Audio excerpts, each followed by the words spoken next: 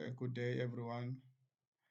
When reading the book that was recommended by President Ramaphosa that we must all read about the Empire of the Zulus, I discovered that King Zwide, the father of Nomahlanjwana, who led the battle against King Shaka, gave Soshangane, his general and the chief of the Nxumalo clan, one mission, that was to cut off the head of Shaka. Uh, but unfortunately, Soshangane didn't do that because, according to history, it was Dingane who killed Shaka. So, meaning that all the children of Soshangane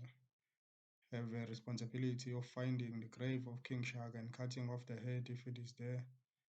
and giving it to a Zwide chief or a Ndwandwe chief so that we can complete our generational mission and then focus on other missions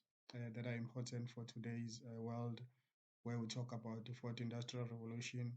where we talk about artificial intelligence and all modern things that are helpful to us, that enable us to survive and also to participate meaningfully in the economy. Thank you.